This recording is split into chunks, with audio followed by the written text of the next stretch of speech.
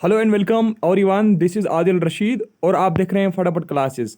मेरे दोस्तों, जैसे कि आप सभी जानते होंगे कि ये क्लास जो है ये जेकेपी बॉर्डर बटालियन के लिए है, स्पेशली उनके लिए है। बाकी मतलब जो पोस्ट्स हैं, बाकी जो जैसे एसएसबी हैं, जेकेपीएससी हैं, उनके लिए भी ये बहुत ही ज़्यादा हेल्पफुल है।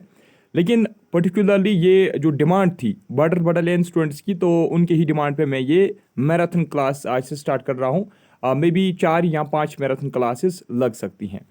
तो चलिए हम आज का मैराथन क्लास जो है हम स्टार्ट करते हैं।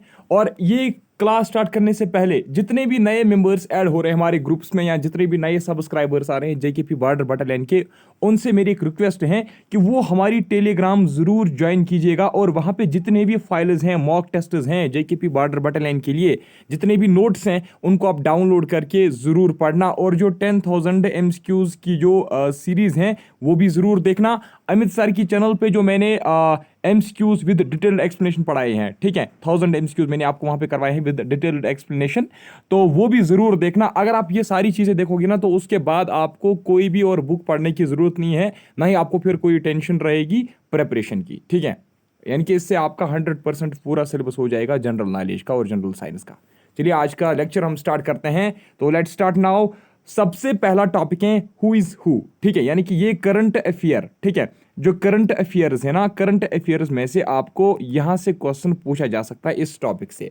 मतलब होता है ना, प्रेजेंटली हमारा डिफेंस मिनिस्टर कौन है, फाइनेंस मिनिस्टर कौन है, तो इसी वो सारी चीज़ें जो है वो इसी हुई सू टॉपिक में आते हैं। तो हमें सारे नहीं पढ़ने हैं, हम देखेंगे जो इंपॉर्टेंट है वही हम पढ़ेंगे।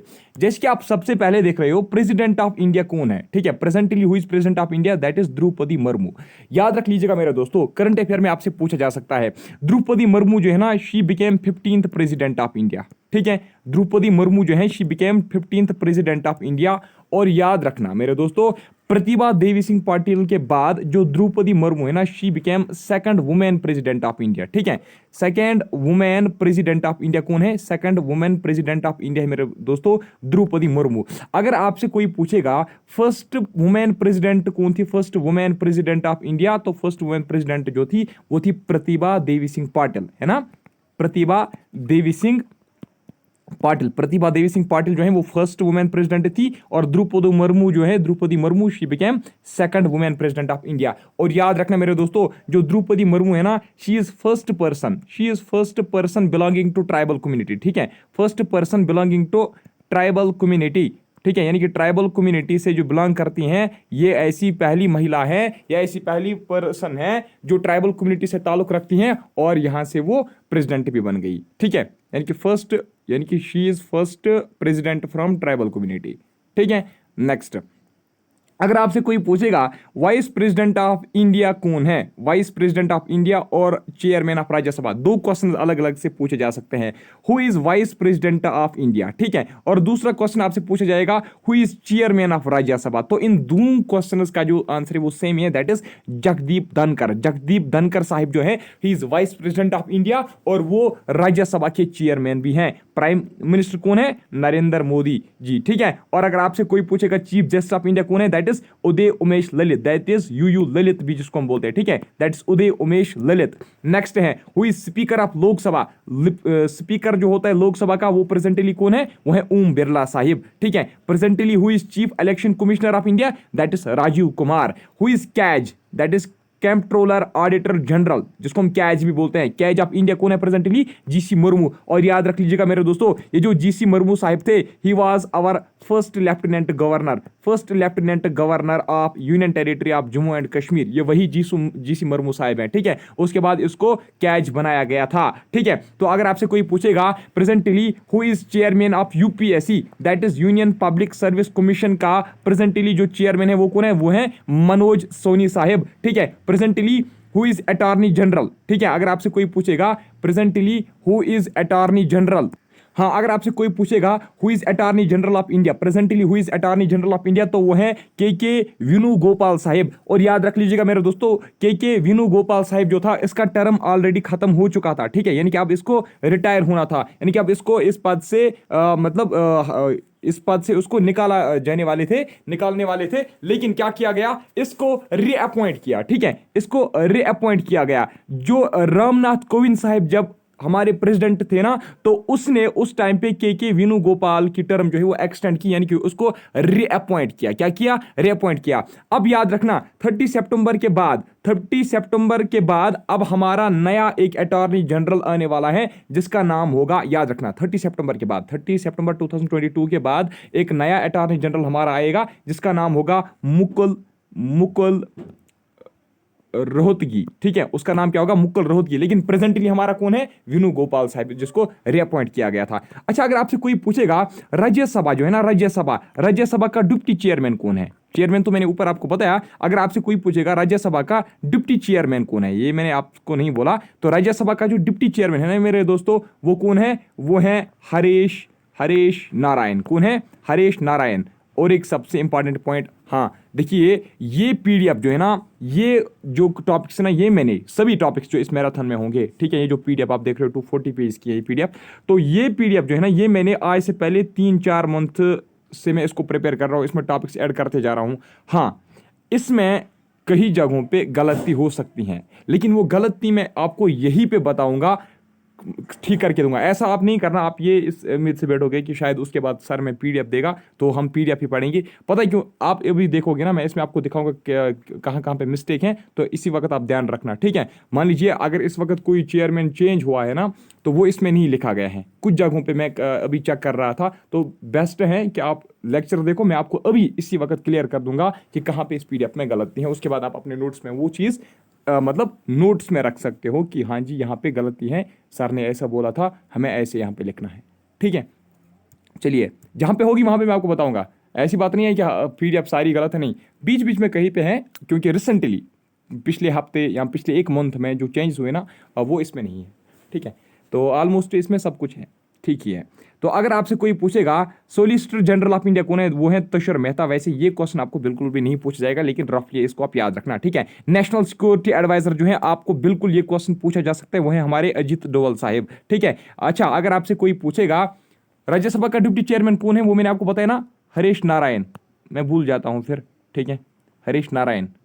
अगर आपसे कोई पूछेगा, अच्छा सेक्रेटरी, अगर आपसे कोई पूछेगा who is secretary general of Rajya Sabha, secretary general Rajya Sabha का कौन है, वो है मेरे दोस्तों परामोद चंद्रा, ठीक है, परामोद चंद्रा है वो, ठीक है, सेक्रेटरी जनरल ऑफ राज्यसभा। चलिए छोड़ दीजिए इसको अब।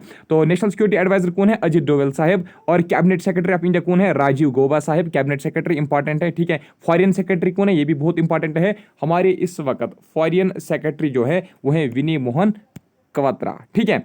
Principal secretary to prime minister कौन है? प्रमोद कुमार मिश्रा, ठीक है। होम सेक्रेटरी कौन है? अजय कुमार बाला। डिफेंस सेक्रेटरी कौन है? अजय कुमार, ठीक है। एक है मेरे दोस्तों डिफेंस सेक्रेटरी, वो है अजय कुमार, और दूसरा है नेशनल सिक्योरिटी एडवाइजर, वो है अजित डोवाल साहब, ठीक है। सेक्रेटरी जनरल ऑफ लोकसभा का सेक्रेटरी जनरल कौन है? उत्पल कुमार सिंह, ठीक है। सेक्रेटरी जनरल ऑफ राज्यसभा कौन है? सेक्रेटरी जनरल ऑफ राज्यसभा, अभी देख लीजिए यहाँ पे गलत है, क्योंकि ये रिसेंटली चेंज हुआ ना, इसलिए इसमें लिखा गया नहीं है वो, ठीक है। तो सेक्रेटरी जनरल ऑफ राज्यसभा अभी मैंने बोला आपको कौन है, वो है परामोद चंद्रा। यहाँ पे आप परामोद चंद्रा याद रखोगे। कहाँ पे? सेक्रेटरी जनरल ऑफ राज्यसभा कौन है? परामोद चंद्रा, ना कि श्री पीसी मोदी नहीं है, तो फिर कौन है? शाबाश, परामोद चंद्रा। चेयरमैन रेलवे बोर्ड का कौन है?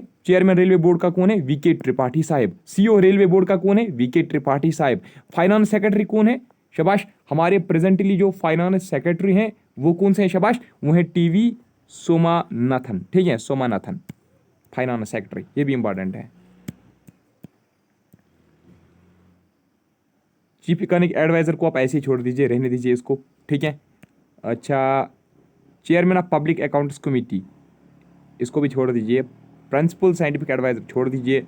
अच्छा, यहाँ पे है chairman of national human rights commission of India, जो भारत की जो नेशनल ह्यूमन राइट्स कमीशन है, भारत में नेशनल ह्यूमन राइट्स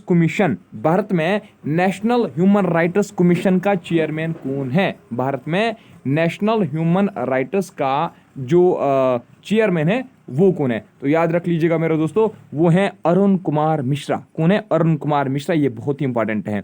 अगर आपसे कोई पूछेगा who is chairman of national commission for minorities, तो वो हैं श्री इकबाल सिंह लालपोरा। ठीक है, श्री इकबाल सिंह लालपोरा।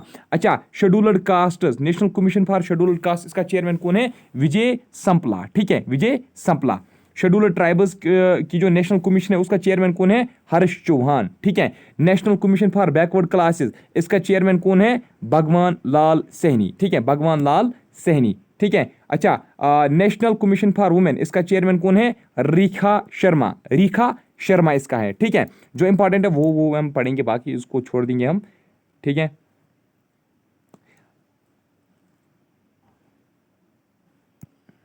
चलिए, चेयरमैन जो एटॉमिक एनर्जी कमीशन का है इंडिया का, वो कौन है? वो है के.एन. व्यास। ठीक है, डिपार्टमेंट ऑफ स्पेस का सेक्रेटरी कौन है? एस सोमनाथ। ठीक, और क्या है यहाँ पे? शबाश, नेशनल फॉरेस्ट कमीशन को। अच्छा, चेयरमैन जो फिफ्टींथ फाइनेंस कमीशन जो है, 15th फाइनेंस कमीशन का जो चेयरमैन है वो कौन है? वो है एन.के. सिंह। अच्छा, प्रेजेंटली ये सबसे ज्यादा इंपॉर्टेंट है इसमें से। ठीक है, जो अभी हमने 5-6 ऊपर पढ़े, इनमें से सबसे ज्यादा इंपॉर्टेंट है गवर्नर जो है आरबीआई का, that is reserve bank of India. RBI means reserve bank of India. Reserve bank of India का गवर्नर कौन है? शाबाश, वो है शक्ति कांता दास। ठीक है, शक्ति कांता दास जो है वो क्या है? वो है रिजर्व बैंक का गवर्नर। जो नबार्ड स्कीम है ना, नबार्ड, नबार्ड आपको पता है ना, national bank for agriculture and rural development, जिसको हम नबार्ड बोलते हैं। नबार्ड का जो इस वक्त जो चेयरमैन है नबार्ड का, वो कौन है? वो है गोविंदा रजुलू चिंताला। ठीक है, गोविंदा रजुलू चिंताला। ठीक है, अच्छा, जो securities and exchange board of India है उसका चेयरमैन कौन है? वो है मधाबी पुरी बुच। ठीक है, मधाबी पुरी बुच। और कौन है? शाबाश, चेयरमैन ऑफ 7th पे कमीशन, चेयरमैन कौन है 7th पे कमीशन का? अशोक कुमार मथुर। अशोक कुमार मथुर। देख लीजिए, जो इंपॉर्टेंट है वो मैंने आपको बताया ऊपर, बाकी आप छोड़ना। ठीक है, जहां पे मैं बता रहा हूँ ना रफली पढ़ना, वो भी आप समझ लो वो इंपॉर्टेंट नहीं है, लेकिन हाँ ऐसे ही मे भी आपको ऑप्शन देखिए वो याद आ सकता है। अगर पूछा गया वो फिर आपको, अगर आप ऐसे ही रफली पढ़ोगे ना ऑप्शन देखिए, फिर भी आपको वो याद आएगा। अच्छा, chairperson of central board of film, इसको छोड़ दीजिए। और कौन है? Director of intelligence bureau. हाँ, आईबी का जो डायरेक्टर है वो कौन है? वो है तपन देका। अब हैं ये वाले सभी इंपॉर्टेंट, याद रखना। ठीक है, ये वाले सभी के सभी इंपॉर्टेंट हैं।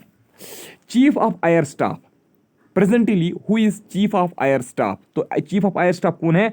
एयर चीफ मार्शल विवेक राम चौधरी। आप याद रखना। ठीक है, विवेक राम चौधरी जो है वो हमारे चीफ ऑफ एयर स्टाफ है प्रेजेंटली। ठीक है, चीफ ऑफ आर्मी स्टाफ कौन है? वो है जनरल मनोज पांडे। ठीक है, जनरल मनोज पांडे जो है he is chief of army staff. Chief of naval staff कौन है? Admiral R Hari Kumar. ठीक है, चीफ ऑफ नेवल स्टाफ कौन है? एडमायरल आर हरि कुमार हमारे इस वक्त के चीफ ऑफ नेवल स्टाफ हैं। ठीक है, अब है यहाँ पे नीति आयोग का वाइस चेयरमैन प्रेजेंट। अच्छा, अभी ये है permanent representative of India to United Nations. हाँ, यूनाइटेड नेशंस में जो इस वक्त हमारा परमानेंट रिप्रेजेंटेटिव है उसका नाम क्या है? उसका नाम मेरे दोस्तों टी.एस. तिरुमति नहीं है। ठीक है, टी.एस. तिरुमति के बाद रिसेंटली, अभी मैं आपको बता रहा था ना कुछ जगहों पे गलती है तो वो मैं आपको क्लियर कर दूंगा। टी.एस. तिरुमूर्ति से पहले था, लेकिन रिसेंटली वो चेंज हुआ। तो रिसेंटली कौन है? रिसेंटली जो है दैट इज रुचिरा कंबोज। ठीक है, रुचिरा कंबोज जो है, Ruchira Kamboj is presently permanent representative of India to the United Nations. क्या उसका नाम है? रुचिरी कंबोज उसका नाम है। ठीक है, नीति आयोग का वाइस चेयरमैन कौन है? सुमन बेरी। सुमन बेरी नीति आयोग का वाइस चेयरमैन है। तो आप में से मुझे कौन बताएगा chairman presently who is chairman of NITI Aayog? मैंने आपको वाइस चेयरमैन का बताया, लेकिन आप मुझे नीति आयोग के चेयरमैन के बारे में बताना कौन है, कमेंट सेक्शन में जरूर बताना। ठीक है, नाउ कुछ कैबिनेट मिनिस्टर्स की हम बात करेंगे। ठीक है, कैबिनेट मिनिस्टर्स की बात करेंगे। अगर हम अपने प्राइम मिनिस्टर नरेंद्र मोदी जी की बात करेंगे तो वो को कौन से पोर्टफोलियोज उसको दिए गए हैं? एक तो वो पहले प्राइम मिनिस्टर हैं, और इसके अलावा जो ministry of personnel public grievance and pensioners है ना, इसका मिनिस्टर भी कौन है? श्री नरेंद्र मोदी जी। ठीक है, नरेंद्र मोदी जी जो है वो डिपार्टमेंट ऑफ एटॉमिक एनर्जी के मिनिस्टर भी हैं, डिपार्टमेंट ऑफ स्पेस के मिनिस्टर भी हैं वो। ठीक है, और ऑल इंपॉर्टेंट पॉलिसी इश्यूज इसके मिनिस्टर भी कौन है? श्री नरेंद्र मोदी जी। ठीक है, और बाकी भी बहुत सारे हैं। ठीक है, तो लेकिन ये इंपॉर्टेंट है। अच्छा, श्री राजनाथ सिंह जी, अगर हम राजनाथ सिंह की बात करेंगे तो वो क्या है, वो हमारा minister of defence, defence minister. आपसे ये पूछा जा सकता है जो आर्मी पुलिस के रिलेटेड जो होगा ना, आप चांसेस बनते हैं कि ज्यादा यही इसी में से आपका क्वेश्चन आएगा। ठीक है, तो राजनाथ सिंह हमारे डिफेंस मिनिस्टर हैं। और याद रख लीजिएगा, अगर आपसे कोई पूछेगा फर्स्ट डिफेंस मिनिस्टर भारत का कौन था, फर्स्ट डिफेंस मिनिस्टर, तो मेरे दोस्तों आप नाम नहीं बोलना, किसका याद है आपको, बलदेव सिंह। ठीक है, बलदेव सिंह का नाम आप नहीं बोलना। बलदेव सिंह जो है वो हमारे पहले डिफेंस मिनिस्टर, प्रेजेंटली कौन है, राजनाथ सिंह। अगर हम अमित शाह की बात करेंगे, श्री अमित शाह जो है वो क्या है, वो होम मिनिस्टर हैं, जिसको हम बोलते हैं होम अफेयर्स मिनिस्टर भी, जिसको हम बोलते हैं मिनिस्टर ऑफ होम अफेयर्स। और मिनिस्टर ऑफ कॉर्पोरेशन कौन है, वो है अमित शाह। ठीक है, अच्छा, नितिन जयराम गडकरी, जिसको हम नितिन गडकरी के नाम से जानते हैं। ठीक है, सिंपली जिसको हम बोलते हैं नितिन गडकरी। नितिन गडकरी जी जो है वो क्या है, minister of road transport and highways कौन है, नितिन गडकरी। ठीक है, और अच्छा, निर्मला सीतारमन, निर्मला सीतारमन जी जो है वो क्या है, वो हमारी क्या है, मिनिस्टर ऑफ फाइनेंस, यानी कि फाइनेंस मिनिस्टर हैं। और मिनिस्टर ऑफ कारपोरेट अफेयर्स कौन है, श्री निर्मला सीतारमन। ठीक है, ये वुमेन है निर्मला सीतारमन। ठीक है, ये फीमेल है। अच्छा, श्री नरेंद्र सिंह तोमर क्या है, एग्रीकल्चर और फार्मर्स वेलफेयर का मिनिस्टर। ठीक है, अच्छा, जो हमारे सुब्रमण्यम जयशंकर हैं ये क्या है, मिनिस्टर ऑफ एक्सटर्नल अफेयर्स। ठीक है, अर्जुन मुंडा क्या है, मिनिस्टर ऑफ ट्राइबल अफेयर्स। ये ट्राइबल भी आपसे पूछा जा सकता है। ठीक है, अच्छा, स्मृति जुबिन ईरानी क्या है, minister of women and child development and minister of minority affairs. Piyush Goyal क्या है, ministry of commerce and department and minister of consumer affairs, food and public. ठीक है, तो ये इसके भी मिनिस्टर रहे हैं। ठीक है, प्रेजेंटली हैं पीडीएस, जिसको हम बोलते हैं ना, एफपीडी। ठीक है, food and public distribution system.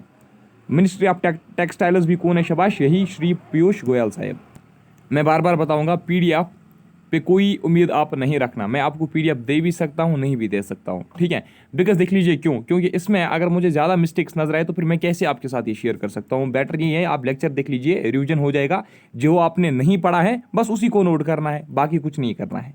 ठीक है, अच्छा, हमारे प्रेजेंटली मिनिस्टर ऑफ एजुकेशन कौन है, आपसे एजुकेशन मिनिस्टर का पूछा जा सकता है, तो वो है श्री धर्मेंद्र प्रधान है। ठीक है, और कौन आपसे पूछा जा सकता है, शाबाश,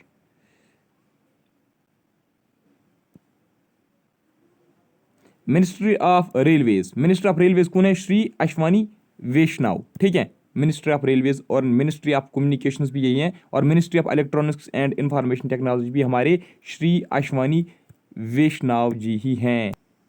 हेल्थ का मिनिस्टर कौन है, ये आपसे पूछा जा सकता है। देख लीजिए, हाँ, पावर और न्यू एंड रिन्यूएबल एनर्जी जो है इसका मिनिस्टर हैं श्री राजकुमार सिंह। ठीक है, लॉ एंड जस्टिस का जो मिनिस्टर है वो कौन है, वो है किरण रिजिजू। ठीक है, किरण रिजिजू है। मिनिस्टर ऑफ जल शक्ति कौन है, मिनिस्टर ऑफ जल शक्ति हैं श्री गजेंद्र सिंह शेखावत। ठीक है, अच्छा, अब ये देख लीजिए आप, ये इंपॉर्टेंट है, इसमें जो हेल्थ का मिनिस्टर है, ठीक है, हेल्थ एंड फैमिली वेलफेयर का जो मिनिस्टर है वो कौन है, वो है श्री मनसुख मंदाविया। ठीक है, श्री मनसुख मंदाविया। और सबसे इंपॉर्टेंट ये है, और याद रखना करंट अफेयर में आप जहां पे भी आपको क्लाइमेट के बारे में कोई भी समिट वगैरह हुई होगी, कोई भी कॉन्फ्रेंस वगैरह हुई होगी, तो उस पर आप जरूर ध्यान देना, क्योंकि क्लाइमेट इस टाइम पे, क्लाइमेट चेंज जो है ना, ये टॉपिक इस वक्त ट्रेंडिंग में है।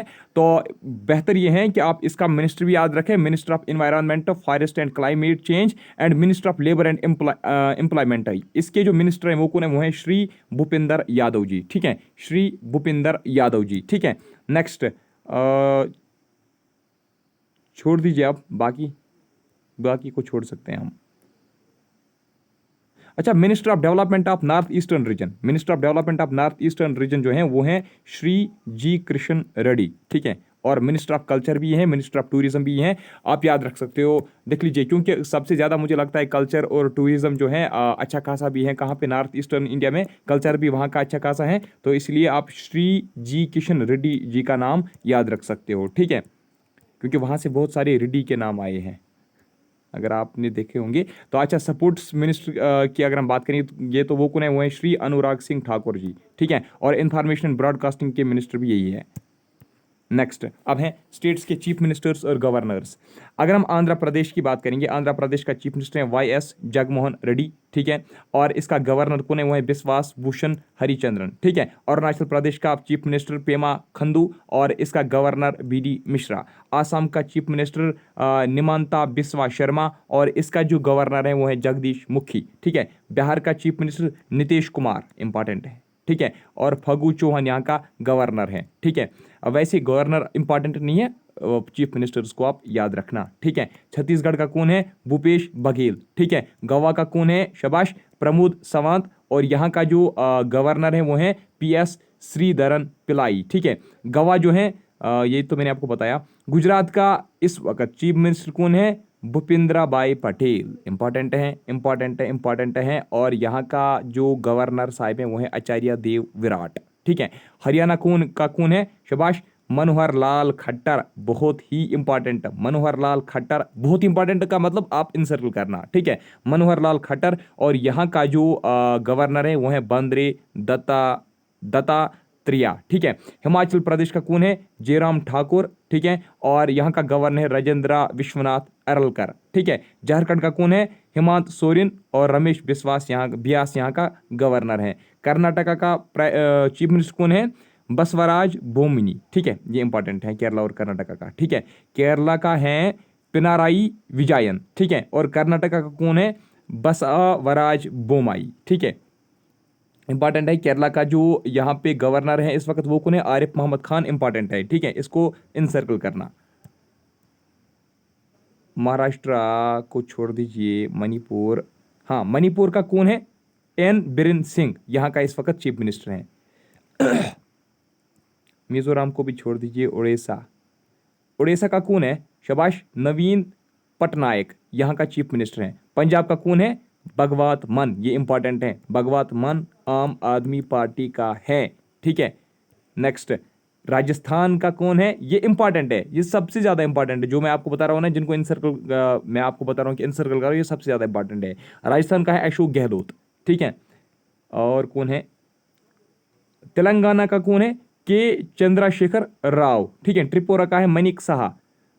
उत्तर प्रदेश का कौन है, इंपॉर्टेंट है, ये सबसे ज्यादा इंपॉर्टेंट है, योगी आदित्यनाथ, ठीक है। उत्तराखंड का कौन है, ये भी सबसे ज्यादा इंपॉर्टेंट है, याद रखना, दैट इज पुष्कर सिंह धमी। और यहाँ का जो गवर्नर है that is lieutenant general Gurmeet Singh, ठीक है। वेस्ट बंगाल बहुत ही इंपॉर्टेंट, ममता बनर्जी यहाँ की क्या है, सीएम है, और जगदीप धनखड़ यहाँ का के क्या है, शबाश, गवर्नर है।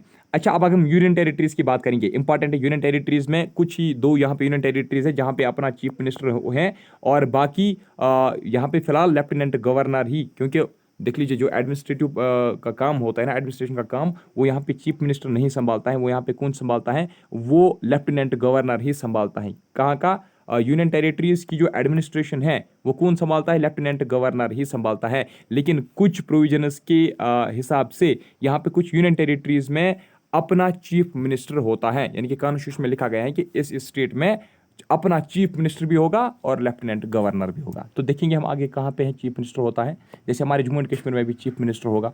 देख लीजिए, अंडमान एंड निकोबार का जो लेफ्टिनेंट गवर्नर है वो है एडमायरल डी.के. जोशी। चंडीगढ़ का जो लेफ्टिनेंट गवर्नर है वो है बनवारी लाल पुरोहित, ठीक है। दादरा एंड नगर हवेली और दमन एंड दीव का जो है वो है प्रफुल्ल खोड़ा पटेल, ठीक है।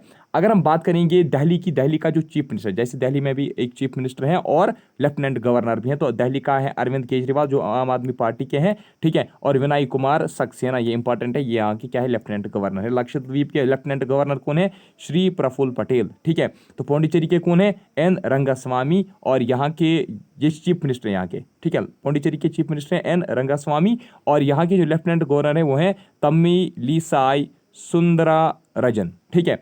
जम्मू एंड कश्मीर के चीफ मिनिस्टर कौन है, अभी इलेक्शंस होने वाले हैं, तो लेकिन फिलहाल यहाँ पे श्री मनोज सिन्हा साहब जो है अच्छा काम कर रहे हैं, लेफ्टिनेंट गवर्नर यहाँ के, ठीक है। लद्दाख में जो यहाँ पे लेफ्टिनेंट गवर्नर है वो कौन है लद्दाख का, वो है श्री राधाकृष्णा माथुर, ये पहले से ही है यहाँ का, ठीक है। अच्छा, अब यहाँ पे है countries head of the state. देख लीजिए, यहाँ पे जो इंपॉर्टेंट है वही मैं आपको बताऊंगा, ठीक है, जो इंपॉर्टेंट है ना वही मैं आपको बताऊंगा। जैसे यहाँ पे भूटान है, भूटान। बाकी गलत भी हो सकते हैं, ठीक भी हो सकते हैं, उससे मैं कोई गरज नहीं, लेकिन जो इंपॉर्टेंट है आपको वही पढ़ना है। भूटान का अगर आपसे पूछा जाएगा कि प्राइम मिनिस्टर कौन है, क्योंकि हमारी नाइबरिंग कंट्री है, तो लोते शिरिंग, आप याद रखना, लोते शिरिंग यहाँ के प्राइम मिनिस्टर हैं। अगर आपसे कोई पूछेगा यूके का प्राइम मिनिस्टर प्रेजेंटली कौन है, वो बोरिस जॉनसन नहीं है मेरे दोस्तों। यूके का जो प्रेजेंटली जो प्राइम मिनिस्टर है ना, वहां पे एक वुमेन प्राइम मिनिस्टर है जिसका नाम है लिज ट्रस। क्या उसका नाम है? लिज ट्रस उसका नाम है। वो एक वुमेन है और वही है प्रेजेंटली चीफ प्राइम मिनिस्टर कहाँ की? यूके की, यानी कि ब्रिटेन की, यहाँ हम कहेंगे इंग्लैंड की। यूके, ब्रिटेन, इंग्लैंड ये एक ही कंट्री है, ठीक है। अच्छा, अगर आपसे कोई पूछेगा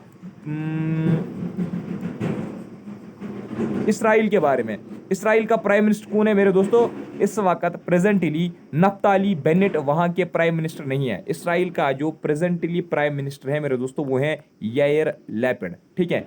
याइर लैपिड प्रेजेंटली वहां का क्या है? प्राइम मिनिस्टर है इसराइल का, ठीक है। अच्छा, और कौन पूछा जा सकता है? एक सेकंड। म्यांमार का अगर कोई आपसे पूछेगा, म्यांमार का प्रेजेंटली प्राइम मिनिस्टर कौन है मेरे दोस्तों, याद रख लीजिएगा। यहाँ का जो प्रेजेंटली प्रेसिडेंट है, एक सेकंड, ये ठीक है, म्यांमार का प्रेसिडेंट है, ठीक है। म्यांमार का प्रेसिडेंट मिंत स्वे ही है, लेकिन यहाँ का प्राइम मिनिस्टर अगर आपसे पूछा जाएगा, म्यांमार यानी कि बर्मा भी जिसको हम बोलते हैं, म्यांमार को हम बर्मा भी बोलते हैं, ठीक है। तो यहाँ का प्राइम मिनिस्टर अगर पूछा जाएगा तो प्राइम मिनिस्टर है मिन ओंग हलैंग, ठीक है। अगर आपसे कोई पूछेगा पाकिस्तान का प्रेसिडेंट कौन है, प्रेजेंटली पाकिस्तान का प्रेसिडेंट कौन है, वो है आरिफ अलवी। और यहाँ का जो प्रेजेंटली पाकिस्तान का जो प्राइम मिनिस्टर है वो है शहबाज शरीफ, ठीक है। रशिया का जो प्राइम मिनिस्टर है, रशिया का प्राइम मिनिस्टर कौन है? शाबाश। रशिया का प्रेजेंटली प्राइम मिनिस्टर है मिखेल मिशुस्तिन, ठीक है। और रशिया का जो प्रेसिडेंट है वो है पुतिन, जिसको हम बोलते हैं व्लादिमीर पुतिन, ठीक है। व्लादिमीर पुतिन, सिंपली हम पुतिन याद रखेंगे। ये रशिया का प्रेसिडेंट है, लेकिन प्राइम मिनिस्टर रशिया का कौन है? वो है मिखाइल मिशुस्तिन। ये आपसे पूछा जा सकता है क्योंकि यहाँ पे वार चल रही थी यूक्रेन में, और यहाँ पे बताऊंगा मैं आपको आगे, ठीक है। तो चलिए देख लीजिए, अगर हम अब बात करेंगे साउथ अफ्रीका की, साउथ अफ्रीका का जो प्रेसिडेंट है प्रेजेंटली वो है सिरिल रामाफोसा, ठीक है। श्रीलंका का जो प्रेसिडेंट है वो कौन है? रानिल विक्रमसिंघे। और प्राइम मिनिस्टर कौन है? दिनेश गुणावर्देना, ठीक है। यूक्रेन इंपॉर्टेंट है, रशिया और यूक्रेन का वार चल रहा है ना, इंपॉर्टेंट इसलिए है। यूक्रेन का जो प्रेसिडेंट है वो है वोलोडिमिर जेलेंस्की हमें सब को आता होगा, जेलेंस्की याद हम रख सकते हैं। लेकिन प्राइम मिनिस्टर जो यहाँ के मेरे दोस्तों वो हैं डेनिस शेमलाल। क्या है? डेनिस शेमिहाल, ठीक है। डेनिस शेमिहाल, ठीक है, डेनिस शेमिहाल। बांग्लादेश का प्रेसिडेंट कौन है? नाइबरिंग कंट्रीज का पूछा जा सकता है। Abdul Hamid president, prime minister Sheikh Hasina. तुर्की का कौन है प्रेसिडेंट इस वक्त? रिसेप तैयब एर्दोगान आप याद रख सकते हो, बस छोड़ दीजिए बाकी। अच्छा, अब है कुछ list of top companies and their CEOs, ये इंपॉर्टेंट है, ठीक है। Top companies and their CEOs, यहाँ पे भी गलती हो सकती है, जहाँ पे होगा तो मुझे पता चलेगा ना, मुझे पता है ना कौन किसका सीईओ, तो वहाँ पे मैं आपको बताऊंगा। अगर हम एप्पल की बात करेंगे, एप्पल का सीईओ कौन है प्रेजेंटली? वो है मेरे दोस्तों टिमोथी डोनाल्ड कुक, इंपॉर्टेंट है। ये एप्पल का सीईओ कौन है? जिसको हम टीडी कुक भी बोलते हैं, ठीक है, that is Timothy Donald cook. अगर आपसे कोई पूछेगा अमूल का कौन है? अमूल का है मेरे दोस्तों RS सोदी, ठीक है। अमूल का जो सीईओ है वो कौन है? वो है RS सोदी। अगर आपसे कोई पूछेगा एडिडास का कौन है सीईओ? वो है कैस्पर, ठीक है, वो है कैस्पर रॉरस्टेड, ठीक है, कैस्पर रॉरस्टेड एडिडास का है। अगर आपसे कोई पूछेगा आदित्य बिरला ग्रुप जो है, आदित्य बिरला ग्रुप, इसका सीईओ कौन है? वो है कुमार मंगलम बिरला साहिब, ठीक है। अगर आपसे कोई पूछेगा अमेज़न का कौन है? अमेज़न का पहले था कभी जेफ बेजोस, ठीक है। तो लेकिन प्रेजेंटली कौन है? एंडी जैसी, ठीक है, एंडी जैसी अमेज़न का इंपॉर्टेंट है, ठीक है। अच्छा, ऑडी का कौन है? ऑडी का है मेरे दोस्तों मार्कुस दुस्मान, ठीक है। एक्सिस बैंक का सीईओ कौन है? अमिताभ चौधरी। और कौन है इसमें इंपॉर्टेंट? भारतीय एयरटेल का कौन है? गोपाल विटल। सिप्ला का कौन है? उमंग वोरा। और कौन है? शाबाश। फेसबुक का कौन है? Mark Zuckerberg. फ्लिपकार्ट का कौन है? कल्याण कृष्णामूर्ति। गूगल याद रख लीजिएगा, गूगल एंड अल्फाबेट, इसका सीईओ कौन है? सुंदर पिचाई, हमारे भारत के ही है ना, सुंदर पिचाई। हिंदुस्तान यूनिलीवर का सीईओ कौन है? संजीव मेहता, ठीक है। इंटेल का कौन है? बॉब स्वेन। कोटक महिंद्रा बैंक का कौन है? उदय कोटक। इंस्टाग्राम, यहां पे गलत है। इंस्टाग्राम का कौन है सीईओ? इंस्टाग्राम का सीईओ प्रेजेंटली है एडम मजोरी। ठीक है, एडम मजोरी प्रेजेंटली इंस्टाग्राम का सीईओ है। ठीक है, पेटीएम का कौन है? विजय शेखर शर्मा। ठीक है, टाटा ग्रुप, ठीक है, टाटा कंसल्टेंसी सर्विसेज का है राजेश गोपीनाथन, याद रख लीजिएगा। टाटा कंसल्टेंसी का है राजेश गोपीनाथन। टाटा ग्रुप का कौन है? नटराजन चंद्रास्करन। ठीक है, नटराजन चंद्रास्करन। और टाटा मोटर्स का कौन है? गुंटर बोटस्चेक। ठीक है, और याहू का कौन है? शबाश, मेरिसा मेयर। यस बैंक का कौन है? प्रशांत कुमार। ठीक है, बस इतना काफी है इसमें। अब हम देखेंगे states and it's formation years, यानी कि कौन स्टेट कब बनी थी। सबसे पहले मैं आपको यहाँ पे जे.एंड.के, इसमें शायद नहीं लिखा हुआ है, जे.एंड.के जो है वो 2019 में बनी थी। ठीक है, वो यूनियन टेरिटरी है। ठीक है, मैं आपको बता रहा हूँ यूनियन टेरिटरी। अगर आपसे पूछा जाएगा ना यूटी जे.एंड.के कब बनी थी, यूटी जे.एंड.के बनी थी 2019 में, याद रखना। ठीक है, 31 अक्टूबर 2019 यूटी जे.एंड.के बनी थी, है ना। नेक्स्ट अगर आपसे कोई पूछेगा आंध्र प्रदेश कब बनी थी तो 1953 में। गुजरात कब बनी थी? 1960 में। और महाराष्ट्र भी 1960 में ही बनी थी। और अगर कोई पूछेगा केरला का तो केरला 1956 में बनी थी। नागालैंड 1963 में बनी थी। हरियाणा 1966 और कर्नाटका 1956। इसका मतलब है केरला और कर्नाटका ये 1956 में दोनों स्टेट्स बनी थी। ठीक है, अगर आपसे कोई पूछेगा हिमाचल प्रदेश का तो 1971 में। मणिपुर त्रिपुरा 1972, मेघालय 1972। तो इसका मतलब है मणिपुर, त्रिपुरा और मेघालय ये तीन कब बनी थी? 1972 में। सिक्किम कब? 1975। मिजोरम 1987 और अरुणाचल प्रदेश भी 1987। और गोवा, मिजोरम, अरुणाचल, गोवा ये 1987 में बनी थी। ठीक है, अच्छा, उत्तराखंड और छत्तीसगढ़ और झारखंड ये कब बनी थी? ये 2000 में बनी थी, 2000। इसमें से पूछा गया था छत्तीसगढ़ का, क्लास 4 के पेपर में JKSSB ने पूछा था। ठीक है, तेलंगाना कब बना था? 2014 में। कहाँ से ये कार्व किया गया था? It was carved out from क्या इसका नाम है? आंध्र प्रदेश।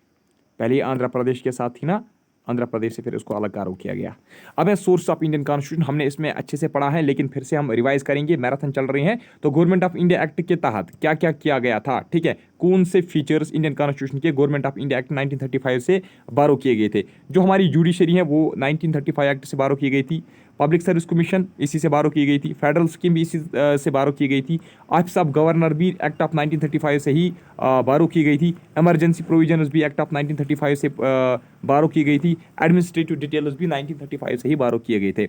अगर हम देखेंगे ब्रिटेन के कॉन्स्टिट्यूशन से, यानी कि यूके के कॉन्स्टिट्यूशन से, यानी कि इंग्लैंड के कॉन्स्टिट्यूशन से कौन कौन से प्रोविजंस हमारे कॉन्स्टिट्यूशन, यानी कि इनके कॉन्स्टिट्यूशन से, ब्रिटेन के कॉन्स्टिट्यूशन से कौन से प्रोविजंस कॉपी किए गए थे और फिर हमारे कॉन्स्टिट्यूशन में डाले गए थे? जैसे पार्लियामेंट्री टाइप ऑफ गवर्नमेंट है, रूल ऑफ लॉ है, लेजिस्लेटिव प्रोसीजर है, सिंगल सिटीजनशिप है, कैबिनेट सिस्टम ऑफ मिनिस्टर्स हैं, रिटर्स हैं, ठीक है, प्रिगोरेटिव रिटर्स, पार्लियामेंट्री प्रिविलेज एंड बाइकैमरलिज्म है, दैट्स बाइकैमरल। ठीक है, कॉन्स्टिट्यूशन ऑफ यूएसए, अमेरिका की कॉन्स्टिट्यूशन से कौन कौन से फीचर्स बारो किए गए थे? फंडामेंटल राइट्स हमें पता है, इंडिपेंडेंस ऑफ जुडिशरी याद रखना, judicial review, impeachment of president important है और फंडामेंटल राइट्स इसमें इंपॉर्टेंट है। ठीक है, removal of supreme court and high court जजेस and post of vice president, जो इन सर्कल मैंने किए ये सबसे ज्यादा इंपॉर्टेंट है। ठीक है, अब अगर हम देखेंगे आयरलैंड की कॉन्स्टिट्यूशन से हमने क्या क्या बारो किए गए थे। ठीक है, आयरलैंड की कॉन्स्टिट्यूशन से directive principle of state policy. ठीक है, method of election of president ये इसमें इंपॉर्टेंट है। और याद रख लीजिएगा nomination of members of Rajya Sabha भी कॉन्स्टिट्यूशन ऑफ आयरलैंड से ही बारो किया गया था, ये फीचर। ठीक है, अगर हम कॉन्स्टिट्यूशन ऑफ कनाडा की बात करेंगे, कनाडा की कॉन्स्टिट्यूशन से क्या क्या बारो किया गया था? शाबाश, फेडरेशन विद स्ट्रॉन्ग सेंटर, ये इंपॉर्टेंट है। ठीक है, अच्छा, wasting of residuary powers in centre, appointment of state governors bye centre, advisory jurisdiction of the supreme court. Australian constitution से क्या क्या बारो किया गया था? सबसे इंपॉर्टेंट है कंकरेंट लिस्ट। ठीक है, and joint sitting of 2 houses of parliament, ये भी ऑस्ट्रेलियन कॉन्स्टिट्यूशन से ही बारो किया गया था। Freedom of trade, commerce and intercourse भी यही से बारो किया गया था। अगर हम वेमर की कॉन्स्टिट्यूशन से देखेंगे, वेमर की कॉन्स्टिट्यूशन से हमने क्या क्या बारो किया गया था? Weimar constitution of Germany, simply आपसे पूछा जा सकता है जर्मनी के कॉन्स्टिट्यूशन से क्या क्या हमने बारो किया। ठीक है, suspension of fundamental rights during emergency सबसे इंपॉर्टेंट है, इसको आप याद रखना। ठीक है, फ्रेंच की कॉन्स्टिट्यूशन से हमने क्या क्या बारो किया? Republic and ideas of liberty, equality, fraternity, preamble. तो फ्रेंच की कॉन्स्टिट्यूशन से ही प्रेम्बल, ठीक है, Republic and ideals of liberty, एक तो रिपब्लिक का कंसेप्ट और liberty equality and fraternity in preamble, ये हमने फ्रेंच कॉन्स्टिट्यूशन से देखा है। ठीक है, साउथ अफ्रीकन कॉन्स्टिट्यूशन से हमने क्या कॉपी किया है, procedure for amendment of constitution, election of members of Rajya Sabha. ठीक है, जापानीज कॉन्स्टिट्यूशन से प्रोसीजर इस्टेब्लिश्ड बाय लॉ, और यूएसएसआर दैट इज रशिया की कॉन्स्टिट्यूशन से हमने फंडामेंटल ड्यूटीज याद रखना and ideal of justice in preamble. ठीक है, जो जस्टिस है ना, जस्टिस जो आइडियल है प्रेम्बल में, वो भी रशिया की कॉन्स्टिट्यूशन से ही बारो किया गया था। अब है कुछ इंपॉर्टेंट आर्टिकल्स, अगर हम आर्टिकल फर्स्ट की बात करेंगे, पार्ट फर्स्ट आपको पता ही है, part first deals with union and its territory, ये मैंने आपको पहले भी बताया। अगर आपसे कोई पूछेगा पार्ट फर्स्ट डील्स विद, तो आप बताना यूनियन एंड इट्स टेरिटरी, यानी कि union of India and its territory. Article 1 name and territory of union इसमें लिखा गया है। Article 2 deals with admission and establishment of the state. Article 3 deals with formation of new states and alteration of areas boundaries or names of existing states, यानी कि boundaries हम article 3 के ही तहत हम स्टेट्स के नाम चेंज कर सकते हैं, किसी प्लेस के नाम चेंज कर सकते हैं, किसी स्टेट के बाउंड्री जो है वो हम अल्टर कर सकते हैं। ठीक है, न्यू स्टेट्स हम बना सकते हैं आर्टिकल 3 के ही अंडर। ठीक है, अच्छा अगर आपसे कोई पूछेगा पार्ट 2 डील्स विद, तो आप याद रखना सिटीजनशिप के साथ पार्ट 2 डील करता है। और आर्टिकल 5 to 11 जो है, article 5 to 11 deals with citizenship. ठीक है, article 5 to 11 deals with citizenship, याद रखना। तो आर्टिकल 5 इसको छोड़ दीजिए आप, आर्टिकल हाँ 5 to 11 याद रखना, सिटीजनशिप के साथ काफ़ी हैं ये। पार्ट 3 के साथ क्या डील करता है, किसके साथ डील करता है, फंडामेंटल राइट्स के साथ डील करता है। अगर आपसे कोई पूछेगा आर्टिकल 13 किसके साथ डील करता है, laws inconsistent with or in derogation of fundamental rights. ठीक है, ये 13 इंपॉर्टेंट नहीं है, 14 आप देख लीजिए, equality before law. 15 state shall not discriminate against any citizen on ground of religion, caste, sex और प्लेस ऑफ बर्थ। ठीक है, यानी कि नो डिस्क्रिमिनेशन आर्टिकल 15 कहता है। ठीक है, आर्टिकल 16 क्या कहता है, equal opportunity in matters of public employment. Abolition of untouchability article 17। Article 18 abolition of titles के साथ डील करता है। आर्टिकल 19 इंपॉर्टेंट है, protection of certain rights regarding freedom of speech etcetera. ठीक है, तो फ्रीडम ऑफ स्पीच वगैरह जो है, टू फॉर्म एसोसिएशन वगैरह, ये आर्टिकल 19 के अंडर आता है। आर्टिकल 20 में क्या आता है, protection in respect of conviction for offences. Article 21 में आता है protection of life and personal liberty. ठीक है, आर्टिकल 21A इंपॉर्टेंट है, आर्टिकल 21A जो है राइट टू एलिमेंट्री एजुकेशन के साथ डील करता है। Article 23 prohibition of traffic human beings and forced labour के साथ डील करता है। ठीक है, article 24 prohibition of employment for children in factories, मैंने आपको बताया था ना 15 ईयर से कम जो होगा, इस आर्टिकल में ही लिखा गया है 14 ईयर से कम जो बच्चा होगा उसको कहीं पे भी फैक्ट्रीज में हम एम्प्लॉय नहीं रख सकते। आर्टिकल 25 किसके साथ डील करता है, freedom of conscience and free profession practice and propagation of religion. ठीक है, तो आर्टिकल 25 से लेकर 28 तक आप याद रखना, दैट डील्स विद रिलीजियंस। ठीक है, रिलीजन राइट्स इसमें लिखे गए हैं। ठीक है, 26 एवरी रिलीजियस डिनोमिनेशन और any of its section shall have the right to manage its religious affairs, important नहीं है। तो आर्टिकल 29, हाँ आर्टिकल 29 इंपॉर्टेंट है, any section of citizen shall have right to conserve its distinct language, script और culture, यानी कि कोई भी सिटीजन होगा वो अपना उसकी जो खास कोई अपनी जो उनकी मदर टंग होगी, अपना स्क्रिप्ट होगा, अपना कल्चर होगा, उसको वो कंजर्व कर सकता है। आर्टिकल 30 किसके साथ डील करता है, minorities to establish administrate educational institution, यानी कि ये माइनॉरिटीज को राइट देता है कि आप भी अपने एजुकेशन इंस्टीट्यूशन एस्टैब्लिश और एडमिनिस्ट्रेट कर सकते हो। ठीक है, आर्टिकल 32 इसमें इंपॉर्टेंट है, that deals with remedies for enforcement of fundamental rights including writs. ठीक है, जिसको heart and soul of Indian constitution भी डॉक्टर भीमराव अंबेडकर साहब ने कहा था। आर्टिकल 4 डील्स विद, अगर आपसे कोई पूछेगा आर्टिकल 4 डील्स विद, तो directive principles of state policy DPSP के साथ ये डील करता है। ठीक है, तो article 38 deals with state to secure a social order for promotion of welfare of people, important है। Article 40 deals with organisation of village panchayat. Article 41 deals with right to work, right to work किसमें आया है, article 41 में, to education and to public assistance in certain cases. Article 44 which of the following article deals with uniform civil code for citizens, तो वो article 44 है मेरे दोस्तों। ठीक है, तो आर्टिकल 45 में क्या लिखा गया है, provision for early childhood care, इसमें लिखा गया है कि अर्ली चाइल्डहुड केयर मिलना चाहिए चाइल्ड को और उसको एजुकेशन मिलनी चाहिए। ठीक है, जितने भी बच्चे 6 साल की कम की उम्र के हैं उनको एक तो चाइल्डहुड केयर मिलना चाहिए और उनको एजुकेशन मिलनी चाहिए, आर्टिकल 45 में लिखा गया है। ठीक है, अच्छा आर्टिकल 46 में ये भी कहा है कि आप प्रमोट कीजिए एजुकेशनल और इकोनॉमिक इंटरेस्ट, किनका आप इकोनॉमिक कंडीशन और एजुकेशनल सिस्टम जो वो आप मतलब प्रमोट करो, जो शेड्यूल्ड कास्ट है, शेड्यूल्ड ट्राइब्स हैं या जो बाकी वीकर सेक्शंस हैं। ठीक है, अच्छा, आर्टिकल 48 किसके साथ डील करता है? Organisation of agriculture and animal husbandry. Article 50 किसके साथ डील करता है? Separation of judiciary from executive. ये इंपॉर्टेंट है, इसको सर्कल करके रखना, ठीक है। अच्छा, आर्टिकल ये भी इंपॉर्टेंट है, article 51 deals with promotion of international peace and security. Article 4A किसके साथ डील करता है? फंडामेंटल ड्यूटीज के साथ डील करता है, ठीक है। इसमें फंडामेंटल ड्यूटीज रखे गए हैं। तो आर्टिकल 4A में जो आर्टिकल 51A है, याद रखना 51A जो आर्टिकल है, पार्ट 4A ऑलरेडी डील करता है फंडामेंटल ड्यूटीज के साथ। लेकिन अगर आपसे पूछा जाएगा कौन सा आर्टिकल डील करता है फंडामेंटल ड्यूटीज के साथ? 51A। तो कितने फंडामेंटल ड्यूटीज हैं टोटल में? 11। पहले कितने थे? पहले 10 ही थे। अच्छा, अगर आपसे कोई पूछेगा पार्ट 5 किसके साथ डील करता है? यूनियन के साथ डील करता है। आर्टिकल 52 में क्या लिखा गया है? प्रेसिडेंट ऑफ इंडिया को डिफाइन किया गया है, ठीक है। अच्छा, आर्टिकल 54 में क्या लिखा गया है? इलेक्शन ऑफ प्रेसिडेंट हम कैसे करेंगे, ठीक है। आर्टिकल 61 में क्या लिखा गया है? इंपॉर्टेंट जो है उनको मैं आंसर करूंगा। Procedure for impeachment of president, अगर हमें प्रेसिडेंट को रिमूव करना है तो उसको हम कि कौन सा प्रोसीजर हमें फॉलो करना है, कौन से स्टेप्स हमें उठाने हैं। आर्टिकल 63 डील करता है वाइस प्रेसिडेंट ऑफ इंडिया के साथ, ठीक है। अच्छा, आर्टिकल 66 डील करता है इलेक्शन ऑफ वाइस प्रेसिडेंट के साथ, ठीक है। हाँ, इंपॉर्टेंट है pardoning powers of president. Pardoning powers of president यानी कि जो प्रेसिडेंट किसी का सज़ा कम करवा सकता है, किसी का मतलब सज़ा बिल्कुल ही मतलब उसको पार्डन कर सकता है, माफ़ी दे सकता है। तो ये पावर्स प्रेसिडेंट को किस आर्टिकल के तहत मिले हैं? तो आर्टिकल 72 के तहत, याद रखना, ठीक है। अच्छा, attorney general, article 76 deals with attorney general of India, ठीक है। अच्छा, duties of prime minister, article 78 इसके साथ डील करता है। Composition of Rajya Sabha, article 80। Composition of Lok Sabha 81। ये दोनों आपको याद रहेंगे। 80 राज्यसभा की कंपोजिशन के साथ डील करता है कि कितने मेंबर्स होने चाहिए, कहाँ से कितने मेंबर्स आएंगे, ये आर्टिकल 80 इसके साथ डील करता है। 81 किसके साथ डील करता है? लोकसभा के कंपोजिशन के साथ, ठीक है। अच्छा, और क्या है? अच्छा, स्पीकर और डिप्टी स्पीकर ऑफ लोकसभा, इसके साथ कौन सा आर्टिकल डील करता है? 93, ठीक है। Auth and affirmation of members, तो ये किस में लिखा गया है? आर्टिकल 99 में। Provisions as to introduction and passing of bills, हाँ, बिल जो हम इंट्रोड्यूस पास वगैरह करते हैं पार्लियामेंट में, तो इसके साथ कौन सा आर्टिकल डील करता है? 107।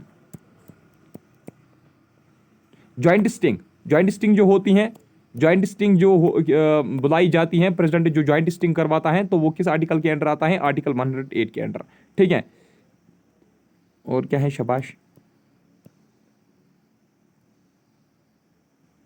Establishment and construction of supreme court, article 124, ठीक है। Law declared by supreme court to binding on all courts, यानी कि जो लॉ सुप्रीम कोर्ट डिक्लेयर करेगा ना, वो सभी कोर्ट्स को मानना पड़ेगा, ठीक है। यानी कि सभी कोर्ट्स को फिर उसी लॉ के अंडर चलना है। तो ये आर्टिकल 141 में लिखा गया है, ठीक है। जो कैज हमारा होता है ना, कंट्रोलर ऑडिटर जनरल, जो प्रेजेंटली हमारे जीसी मुर्मू है, तो आर्टिकल 148 इसके साथ डील करता है, ठीक है। अगर आपसे कोई पूछेगा स्टेट्स के बारे में किस पार्ट में लिखा गया है, तो पार्ट 6 में स्टेट्स के बारे में लिखा गया है। गवर्नर ऑफ स्टेट्स 153 आर्टिकल में लिखा गया है। अपॉइंटमेंट ऑफ गवर्नर 155 आर्टिकल इसके साथ डील करता है। Term of office of governor 156 इसके साथ डील करता है, ठीक है। अच्छा, देख लीजिए 153, 155, 156 आपको याद रहेगा, ये गवर्नर्स के साथ डील करते हैं, ठीक है। एडवोकेट जनरल फॉर स्टेट किस आर्टिकल में लिखा गया है? 165 कहता है कि हर एक स्टेट में एडवोकेट जनरल होना चाहिए, ठीक है। Duties of chief minister 167 article में लिखे गए हैं, ठीक है। और क्या है? शाबाश। हाई कोर्ट्स ऑफ स्टेट किस आर्टिकल के अंडर आते हैं? आर्टिकल 214 के अंडर, ठीक है। अब है पार्ट 8। पार्ट 8, हाँ, ये इंपॉर्टेंट है, देख लीजिए, क्योंकि हमारी जेएंड के भी यूनियन टेरिटरी है ना। Part 8 deals with union territory, ठीक है। पार्ट 8 जो है ना, ये इसमें यूनियन टेरिटरीज के बारे में लिखा गया है। जैसे कि आप देख सकते हो, पार्ट 8 में एक आर्टिकल है, आर्टिकल 239, तो ये डील करता है एडमिनिस्ट्रेशन ऑफ यूनियन टेरिटरीज के साथ। यानी कि ये इसमें लिखा हुआ है कि जो यूनियन टेरिटरी है उसको कैसे एडमिनिस्टर किया जाएगा। और आर्टिकल 241 जो है, आर्टिकल 241 में ये लिखा गया है high courts for union territories, यानी कि हाई कोर्ट्स कैसे एडमिनिस्टर किए जाएंगे, उसका जजेस जो है कैसे उनको अपॉइंट किया जाएगा। तो high courts of union territories article 241 के अंडर आते हैं, ठीक है। एडमिनिस्ट्रेशन ऑफ यूनियन टेरिटरी जो है इसके साथ आर्टिकल 239 डील करते हैं। 239 241 याद रहेगा, आई होप सो। अच्छा, जो special provisions with respect to Delhi, जो स्पेशल प्रोविजंस दिल्ली को दिए गए थे तो वो किस आर्टिकल के अंडर दिए गए थे? आर्टिकल 239 ए। याद रखना, आर्टिकल 239 ए के अंडर ये जो प्रोविजन है इसमें स्पेशल प्रोविजंस दिए गए थे दिल्ली को। आर्टिकल 239 टू 242 जो है ये सभी के सभी याद रखना। हाँ, 239 टू 242 जो आर्टिकल्स हैं they deals with union territories. Part 9 में क्या है? पंचायत। पंचायत किस पार्ट में लिखे गए हैं कॉन्स्टिट्यूशन के? 9th में। Which article deals with it? 243 to 243 O. ठीक है, इसके साथ 243 ओ है ये, ठीक है, इसके साथ डील करता है पंचायत के साथ। म्यूनिसिपैलिटीज के साथ 243 पी से लेकर 243 जेड जी जो आर्टिकल्स हैं ये म्यूनिसिपैलिटीज के साथ डील करते हैं। ठीक है,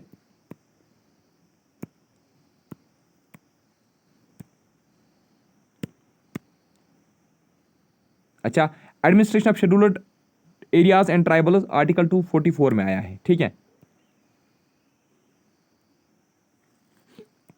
हम जरूरी नहीं है कि हम ये फालतू चीज़ें पढ़ेंगे जो पूछे ही नहीं जाएंगे। बेस्ट है कि अगर हम वही पढ़ें जो एग्जाम में पूछा जा सकता है। मैं आपको उससे भी ज़्यादा ही पढ़ाता हूँ वैसे। राइट टू प्रॉपर्टी, हाँ, right to property. Right to property आपको पता होगा ये पहले एक फंडामेंटल राइट था, है ना, ये पहले एक फंडामेंटल राइट था लेकिन उसको फिर रिपील किया गया था। तो अब फंडामेंटल राइट नहीं है, अब ये लीगल राइट है। ठीक है, अब इसको लीगल राइट बनाया गया है। तो आर्टिकल 300 ए जो है that deals with right to property, मेरे दोस्तों याद रखना ये इंपॉर्टेंट है। आर्टिकल 300 ए जो है that deals with right to property.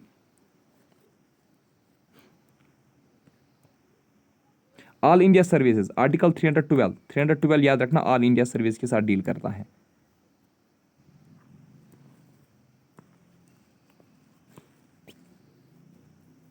हाँ, देख लीजिए ये दो इंपॉर्टेंट है। National commission for scheduled castes article 338 के अंडर आता है। National commission for scheduled tribes 338 A, scheduled caste 338, scheduled tribes 338 ए। जो ऑफिशियल लैंग्वेज जो यूनियन की है वो किस आर्टिकल में लिखे गए हैं? Article 343 deals with official language of the union of India. ठीक है,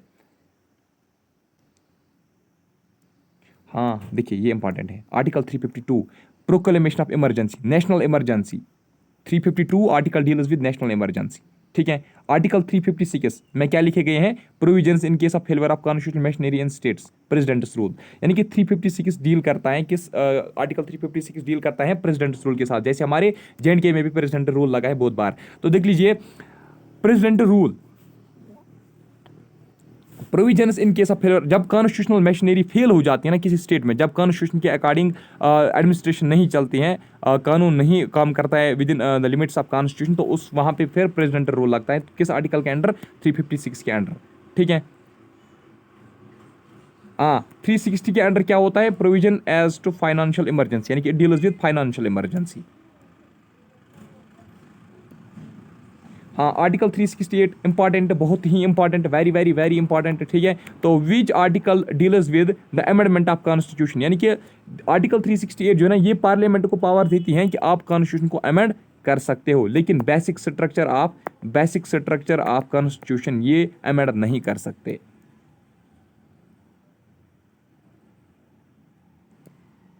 हाँ, ये इंपॉर्टेंट है।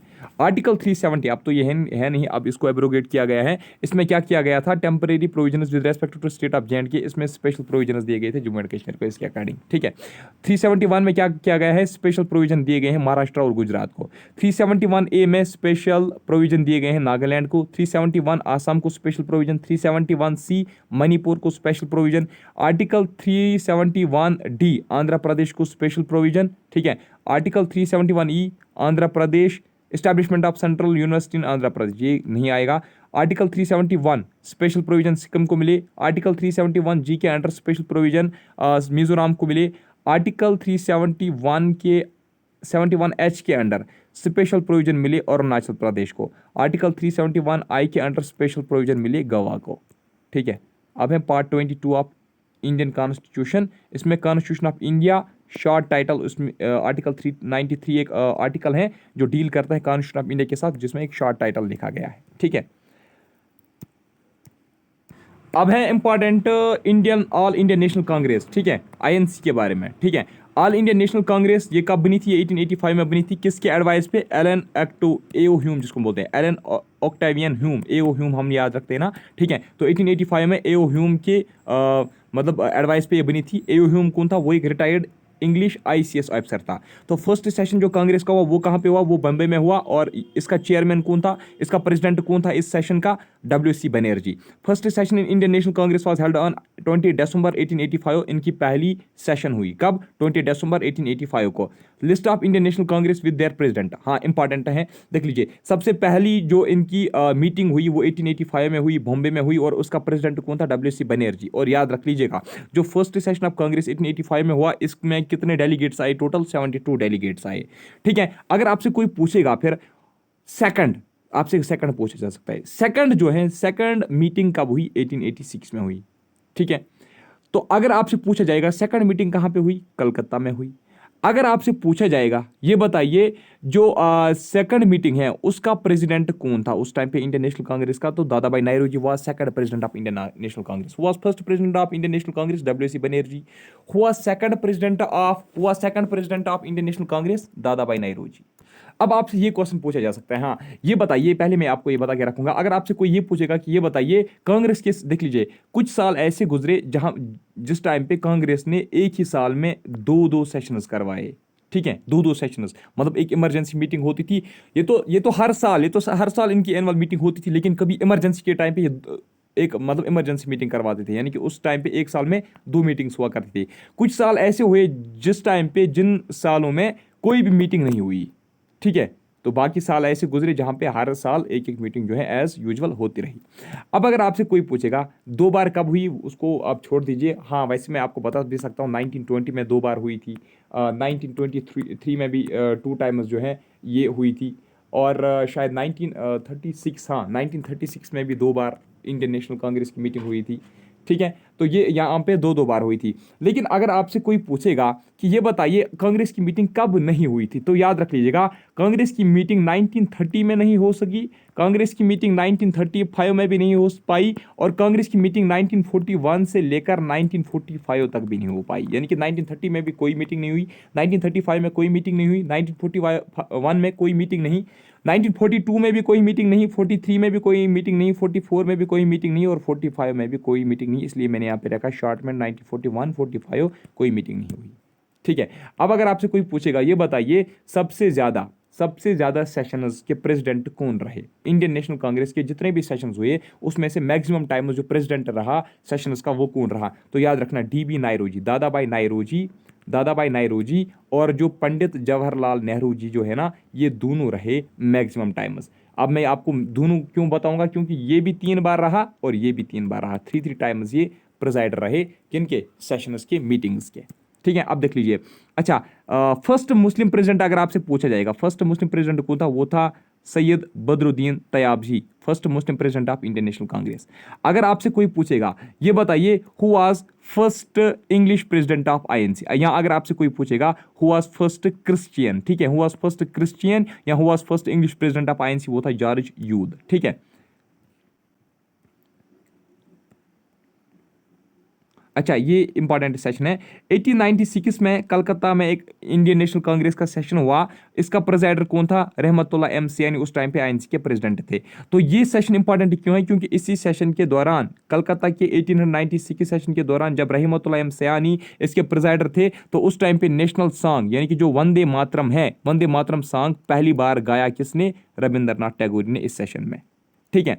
अच्छा नेक्स्ट 1906 में कलकत्ता सेशन होता है, वहां पे दादा भाई नायरोजी प्रेसिडेंट होता है, तो वर्ड स्वराज वहां पे पहली बार यूज किया गया। तो वर्ड स्वराज पहले 1906 में यूज किया गया, कब? जब दादा भाई नायरोजी के अंडर कलकत्ता सेशन में 1906 में मीटिंग हुई थी। सूरत स्प्लिट सेशन, ये इंपॉर्टेंट है, 1907 में सूरत स्प्लिट सेशन हुआ। उस टाइम पे जब आपसे पूछा जाएगा जब सूरत स्प्लिट सेशन हुआ तो उस टाइम पे जो आईएनसी का प्रेसिडेंट है वो कौन था? वो था रास बिहारी घोष, और 1907 में ये सेशन हुआ सूरत में। तो यहाँ पे पार्टी एक्सट्रीमिस्ट और मॉडरेट्स में स्प्लिट हुई, ठीक है, मॉडरेट्स और एक्सट्रीमिस्ट में स्प्लिट हुई, यानी कि इंडियन नेशनल कांग्रेस के दो पार्ट्स बने थे ना, दो पार्टीज में स्प्लिट हुई थी, ठीक है। अगर आपसे पूछा जाएगा जन गण मन जो है वो पहली बार कहाँ पे किस सेशन में गाया गया था? जन गण मन नेशनल एंथम, तो वो कलकत्ता सेशन में गाया गया, 1911 का जो था, तो इसका प्रेजाइडर कौन था? बिशन नारायण दार। इंपॉर्टेंट वाले आपको जरूर याद रखने हैं। तो अच्छा, अगर आपसे कोई पूछेगा लखनऊ पैक्ट साइन जब हुआ तो उस टाइम पे वो मीटिंग कहां पे हुई? लखनऊ में हुई। कब हुई? 1916 में। ये आपको मैं मॉडर्न हिस्ट्री भी रिवाइज करवा रहा हूं यहां पे, ठीक है। तो उस टाइम पे लखनऊ पैक्ट जब साइन हुआ, वहां का प्रेसिडेंट कौन था? अंबिका चरण मजूमदार। लखनऊ पैक्ट में क्या हुआ था? शाबाश, इसमें आईएनसी और मुस्लिम लीग जो है उनको यूनाइट किया गया, वो यूनाइट हुए, और जो एक्सट्रीमिस्ट्स और मॉडरेट्स हैं वो फिर से रीयूनाइट हुए और एक ही कांग्रेस बनी, ठीक है।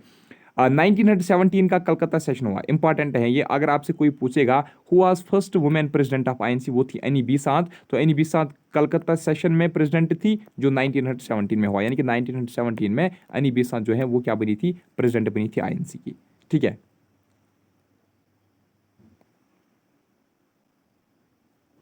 1920 में क्या होता है? 1920 में एक सेशन होता है कलकत्ता में, जिसका प्रेसिडेंट होता है लाला लाजपत राय, ठीक है। तो यहाँ पे क्या करता है? यहाँ पे गांधी जी मूव करता है नॉन कॉपरेशन मूवमेंट का जो रेजोल्यूशन है, ठीक है, वो मूव करवाता है, यानी कि उस पे ये इनको सजेशन लेता है क्या ये ठीक रहेगा या नहीं रहेगा, ठीक है।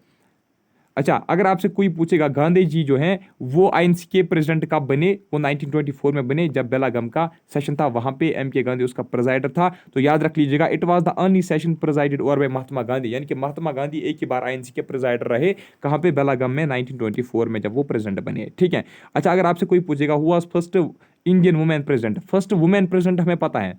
फर्स्ट वुमेन प्रेसिडेंट जो है, फर्स्ट वुमेन प्रेसिडेंट जो है वो एनी बेसांत थी। अगर आपसे कोई पूछेगा फर्स्ट फॉरेनर वुमेन प्रेसिडेंट, वो भी एनी बेसांत थी, क्योंकि एनी बेसांत भारत की थी नहीं। तो फर्स्ट वुमेन प्रेसिडेंट अगर आपसे पूछा जाएगा जो भारत की थी, तो वो सरोजनी नायडू थी। 1925 में बनी, कहाँ पे? कानपुर सेशन को इसने प्रेजाइड किया, ठीक है।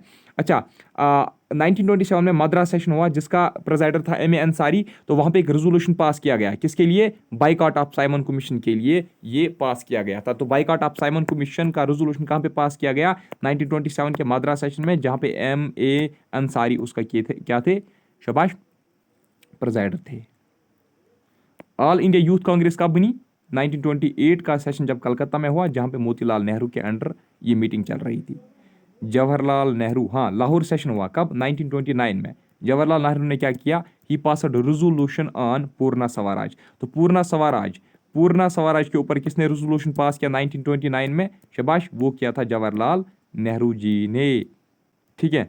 और याद रख लीजिएगा, इसी सेशन में 1929 के सेशन में ही, जहाँ पे जवाहरलाल नेहरू क्या थे, जहाँ पे जवाहरलाल नेहरू प्रेसिडेंट थे, उसने क्या किया? उसने 29 के सेशन में ही 26 जनवरी को ऑब्जर्व किया गया था एज पूर्णा स्वराज डे, ठीक है। और civil disobedience movement for complete independence to be launched, ये भी इसी में कहा गया था कि अब हम सिविल डिसोबीडियंस अब हम लॉन्च करेंगे, ठीक है।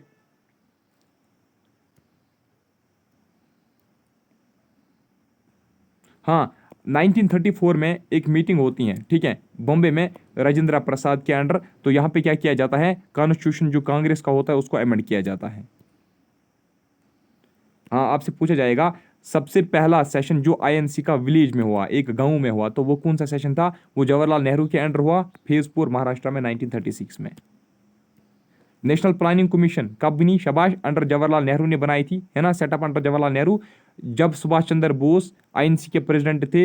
हरिपोरा सेशन में 1938 में। इकोनॉमिक्स में मैंने आपको ये पिछली दफा पढ़ाया था, ठीक है।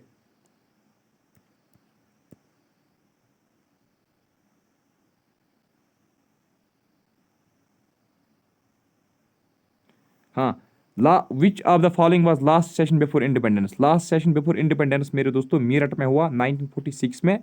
आचार्य कृपलानी जो है वो इसके क्या थे? शाबाश, प्रेसिडेंट थे उस टाइम आईएनसी के, ठीक है। 1948 में उसके बाद सबसे पहली मीटिंग हुई, ठीक है। फर्स्ट मीटिंग आफ्टर इंडिपेंडेंस, आज़ादी के बाद जो पहली मीटिंग कांग्रेस की हुई वो जयपुर में हुई 1948 में। पताबाई सीतारामैया जो है वो इसके क्या थे? प्रेसिडेंट थे उस टाइम पे कांग्रेस के। अब है India and it's neighbouring countries. India की अगर हम बात करेंगे, India is located in northern and eastern hemisphere, ठीक है। नॉर्दर्न एंड ईस्टर्न हेमिस्फीयर मैंने आपको पहले ही बताया है, ठीक है। और इंडिया जो है it is second most populous country, population के हिसाब से सेकंड नंबर पे ये आती हैं, और एरिया के हिसाब से ये 7th लार्जेस्ट कंट्री है। तो मैंने आपको एक ट्रिक बताई थी, RC, एक सेकंड, 7 लार्जेस्ट कंट्रीज की ट्रक हैं, RCCUBAI, दैट इज रुकुबाई। लेकिन यहाँ पे आपको ध्यान रखना है, आर का मतलब है रशिया, ठीक है, आर का मतलब है रशिया, सी का मतलब है कनाडा, ठीक है, और उसके बाद सी का मतलब है चाइना, ठीक है, और उसके बाद यू का मतलब क्या है, यूएसए। उसके बाद बी का मतलब क्या है, बी का मतलब है ब्राज़ील, ठीक है, ए का मतलब क्या है, शाबाश, ए का मतलब है ऑस्ट्रेलिया, ठीक है। अब लेकिन याद रखना, देख लीजिए, ये मैंने आपको एक ट्रिक बताई, लेकिन ट्रिक में जो मैंने आपको बताया ना, RCCUBAI, रुको भाई, ठीक है, लेकिन इसमें आपको याद रखना है, इसमें पहले आता है रशिया, ट्रिक के हिसाब से पहले रशिया आता है, उसके बाद सी कनाडा आता है, और उसके बाद तीसरे नंबर पे चाइना आता है। लेकिन यहां पे आपको ध्यान रखना है, ठीक है, यहां पे आपको ध्यान रखना है, यहां पे आपको ये दो इंटरचेंज करने हैं, यू सी के बदले लिखना है, सी यहां पे लिखना है, ये बनेगा RCUC, ठीक है, RCUC बाई बनेगा ये फिर, ठीक है। ये इसकी एग्जैक्ट ट्रिक है, दैट इज रशिया पहले नंबर पे, सेकंड है सेकंड कौन है, कनाडा, तीसरी है यूएसए, फोर्थ लार्जेस्ट है China, fifth Brazil, sixth Australia, और आई है फिर हमारी सेवंथ इंडिया, ठीक है, ये वाली याद रखना आप, ठीक है। इंडिया को पेनिनसुला कहा जाता है, क्यों, क्योंकि इंडिया के 3 साइड्स पे क्या है, वाटर है, एक साइड पे इंडियन ओशन का, दूसरे साइड पे बे ऑफ बंगाल का, और तीसरे साइड पे क्या है, ऐसे मान लीजिए ये हमारा भारत है, ठीक है, ऐसे है, ठीक, तो यहाँ पे बे ऑफ बंगाल, यहाँ पे इंडियन ओशन, और यहाँ पे अराबियन सी का, 3 साइड्स पे जिसको वाटर होगा ना उसको पेनिनसुला बोलते हैं, ठीक है। हाँ, बे ऑफ बंगाल किस साइड पे, बे ऑफ बंगाल ईस्टर्न साइड पे है, ठीक है, अराबियन सी वेस्ट साइड पे है, साउथ साइड पे क्या है, इंडियन ओशन, है ना। अच्छा, अगर आपसे कोई पूछेगा इंडिया का जो लैंड बॉर्डर है वो कितना है, वो है 15,106 किलोमीटर।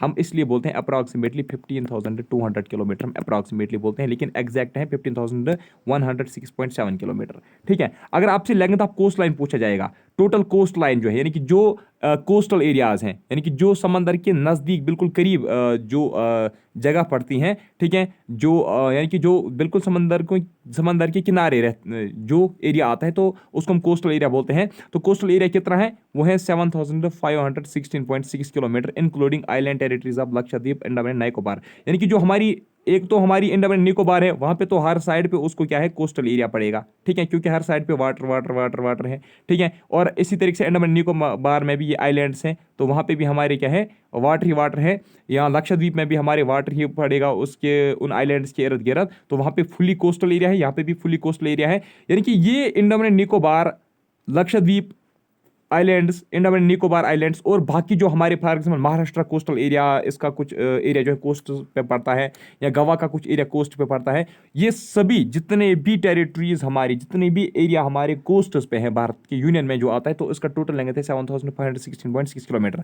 अगर आपसे कोई पूछेगा लक्षद्वीप और अंडमान एंड निकोबार आइलैंड्स के बगैर कितना कोस्टल एरिया है भारत का, तो याद रखना दैट इज 15,000 नहीं 6,100 किलोमीटर है, 6,100 किलोमीटर, ठीक है। लक्षद्वीप अंडमान के बगैर 6,100 किलोमीटर टोटल कोस्टल एरिया है। अगर आपसे पूछा जाएगा इंक्लूडिंग लक्षद्वीप एंड अंडमान निकोबार, तो आप याद रखना 7,516.6 है। India shares it's land border with 7 countries, 7 countries के साथ ही लैंड बॉर्डर शेयर करता है। अफगानिस्तान के साथ पीओके के साइड में, पाकिस्तान के साथ नॉर्थ वेस्ट साइड में, चाइना, भूटान, नेपाल के साथ ही नॉर्थ में ये शेयर करता है, म्यांमार के साथ ये ईस्टर्न साइड पे बाउंड्री शेयर करता है, और बांग्लादेश के साथ भी ये ईस्टर्न साइड पे बाउंड्री शेयर करता है। India shares it's maritime borders with, water boundary से किसके साथ शेयर करता है, श्रीलंका के साथ और मालदीव्स के साथ। India has third largest international borders in world after China and Russia, सबसे ज़्यादा जो इंटरनेशनल बॉर्डर है वो चाइना को है, उसके बाद दूसरे नंबर पे रशिया आता है, और तीसरे नंबर पे हमारा भारत आता है, जिसको सबसे ज़्यादा इंटरनेशनल बॉर्डर है। तो कौन कौन से नाइबरिंग कंट्रीज़ के साथ कौन कौन से जो मतलब स्टेट्स हैं वो बाउंड्री शेयर करते हैं, चलिए देखते हैं। अगर हम अफगानिस्तान की बात करेंगे, तो पीओके के साइड पे लद्दाख इसके साथ बाउंड्री शेयर करता है। बांग्लादेश के साथ कौन कौन सा स्टेट शेयर करता है, वेस्ट बंगाल, मेघालय, मिजोरम, त्रिपुरा, आसाम बांग्लादेश के साथ बाउंड्री शेयर करता है। भूटान के साथ वेस्ट बंगाल, सिक्किम, अरुणाचल प्रदेश और आसाम इसके साथ बाउंड्री शेयर करती हैं। चाइना के साथ लद्दाख, हिमाचल प्रदेश, उत्तराखंड, सिक्किम एंड अरुणाचल प्रदेश, ठीक है। म्यांमार के साथ कौन, मैं अभी आपको बताऊंगा इंपॉर्टेंट कौन सा है, ठीक है। अरुणाचल, नागालैंड, मिजोरम, मणिपुर। नेपाल के साथ बिहार, उत्तराखंड, यूपी, सिक्किम, वेस्ट बंगाल। पाकिस्तान के साथ जम्मू कश्मीर, लद्दाख, पंजाब, राजस्थान और गुजरात भी। श्रीलंका के साथ island nation in Indian Ocean and separated from Peninsula India by Park Strait.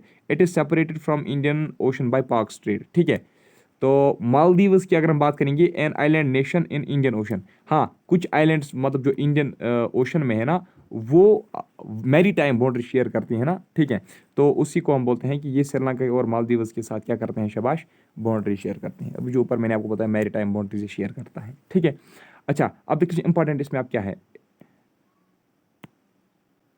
Bangladesh, China, Pakistan और नेपाल, ये इंपॉर्टेंट है, बाकी रफली पढ़ना। Next, neighbouring countries of India. Neighbouring countries में आप याद रखिएगा, अफगानिस्तान हमारी एक नाइबरिंग कंट्री है, इसकी कैपिटल क्या है, काबुल है, और इसकी करेंसी अफगानी है। ठीक है, बस इतना काफ़ी है इसमें। बांग्लादेश की अगर हम बात करेंगे, बांग्लादेश का कैपिटल है ढाका, उसका जो करेंसी है वो है टाका। ठीक है, टाका, बस काफ़ी है। इसका भी प्राइम मिनिस्टर वहाँ का प्राइम मिनिस्टर वहाँ की शेख हसीना है और प्रेसिडेंट वहाँ का अब्दुल हामिद है, ये मैंने आपको बताया। ठीक है, अच्छा, नेशनल एनिमल जो है ना बांग्लादेश का, वो है royal Bengal tiger.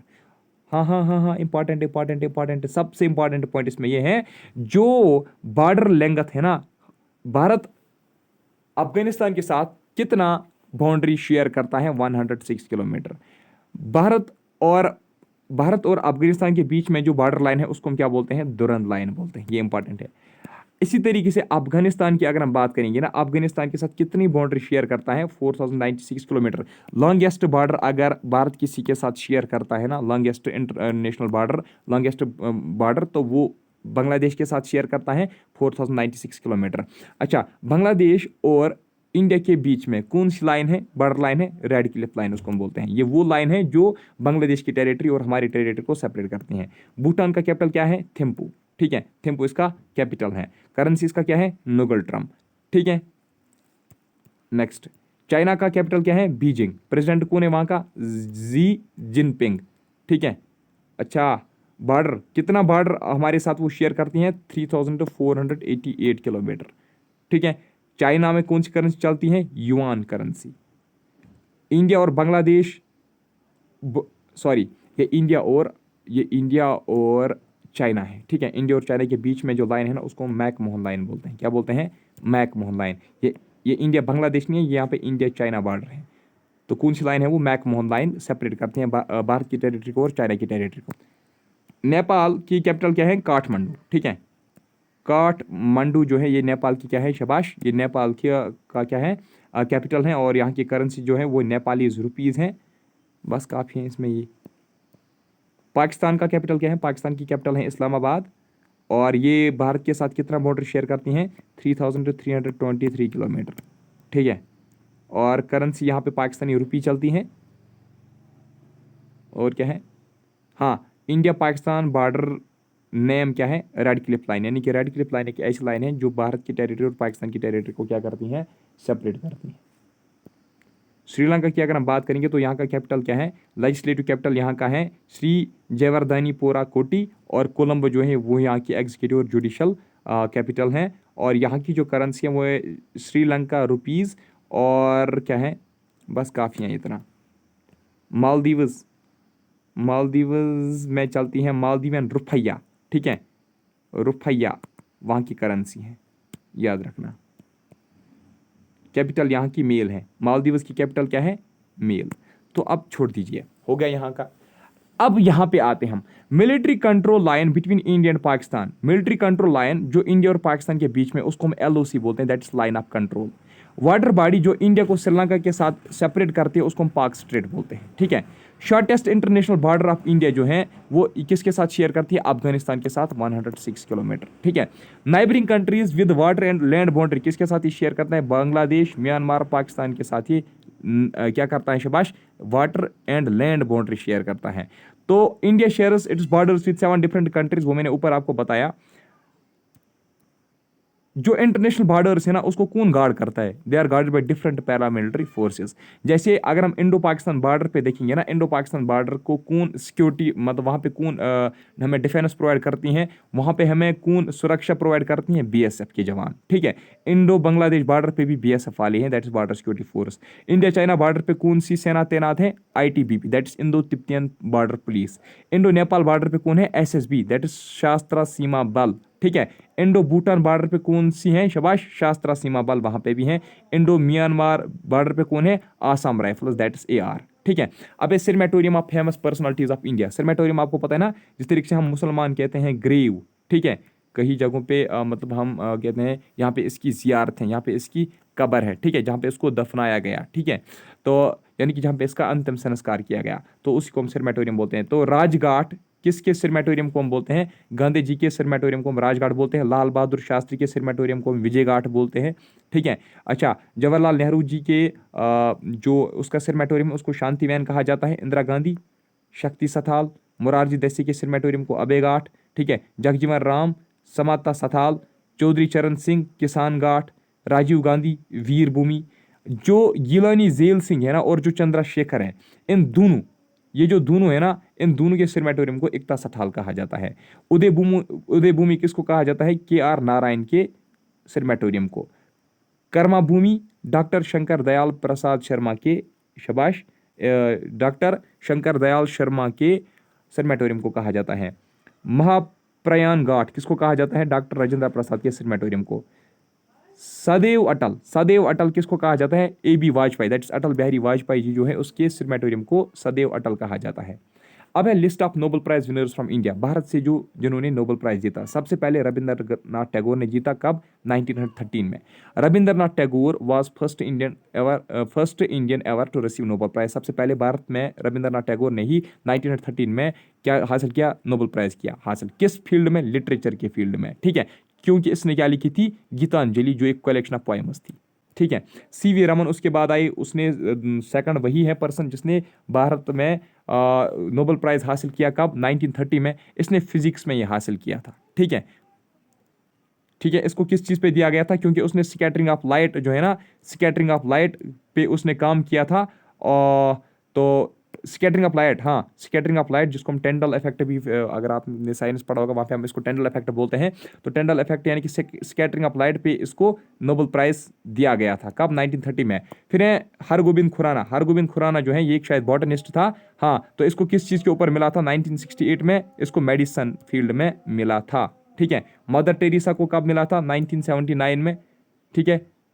For work bringing help for suffering humanity, हाँ, जो ह्यूमैनिटी सफ़र कर रही थी, मतलब जो बच्चे रोड्स पे सोते थे, जिनको खाना नहीं होता था, ठीक है, या बाकी जितनी भी कम्युनिटीज़ होती थी जिनको कोई हेल्प नहीं करता था, तो मदर टेरेसा को ने जब उनको हेल्प किया, ठीक है, उनके लिए काम किया, तो उस चीज़ के ऊपर उसको 1979 में नोबेल प्राइज़ मिला, ठीक है।